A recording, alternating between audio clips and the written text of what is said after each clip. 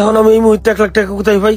হ্যাঁ আল্লাহ, তুমি আমার এই বিপদের হাত থেকে বাঁচাও আল্লাহ। তুমি তো জানো এই টাকাটা আমি ভালো কাজে ব্যবহার করছি। আল্লাহ, আমি আজ পর্যন্ত কারো কাছে বেইজ্জত হইনি। আল্লাহ, তুমি আমার ইজ্জতটা রক্ষা করো আল্লাহ, আমিন।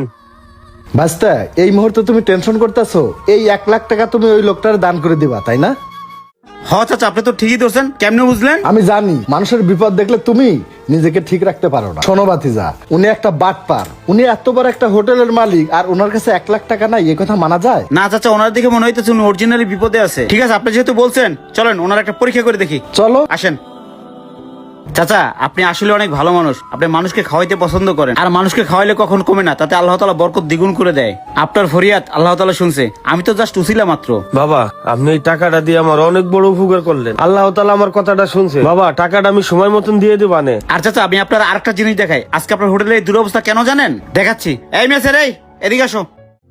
জি ভাই বলেন। ও চাচা, আরেকটা কথা তো বললেন না। আপনি যে 1 লাখ টাকা লোন নিছেন, সেটা কিসের জন্য নিছিলেন একটু বলেন তো? বাবা, ওর মায়ের ক্যান্সার হয়েছিল, অপারেশনে 2 লাখ টাকা লাগছে। আমার কাছে 1 লাখ টাকা ছিল, আর 1 লাখ টাকা ধার কইরা সেই টাকা দিয়ে ওর মায়ের চিকিৎসা করাইছি। ও গরিব মানুষ, 1 লাখ টাকা পাবে কই? এই জন্য ওরা চাপ দেনি আমি। ওর মার চিকিৎসা করেছেন এই টাকা দিয়া? হ্যাঁ। কি বলেন? আপনার আজকে হোটেলের এই অবস্থা, আপনার ঋণে জর্জরিত কার জন্য জানেন? এই মেসিয়ারের জন্য।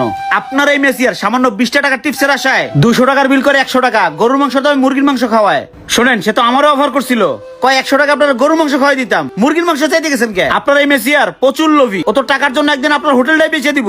শিমুল, তুই আমার হাতে এরম একটা নেমুখারামি করলি। আমি যেখানেই যাই হোটেলটা তোর উপরে সাইডে দিয়ে যাই। শিমুল, তুই জানো যে এই দুনিয়াতে আমার কেউ নাই। আমার একটা কিছু হয়ে গেলে এই হোটেলটা তোরে আমি দিয়ে যাইতাম, আর তুই এত বড় একটা বেইমানি করলি আমার সাথে। মহাজন, আল্লাহর রাস্তায় আমার ক্ষমা করে দেন, আমি অনেক বড় ভুল করেছি। শোন পাউসার, ক্ষমা করার মালিক আমি না, ক্ষমা করার মালিক হইছে উপর আল্লাহ।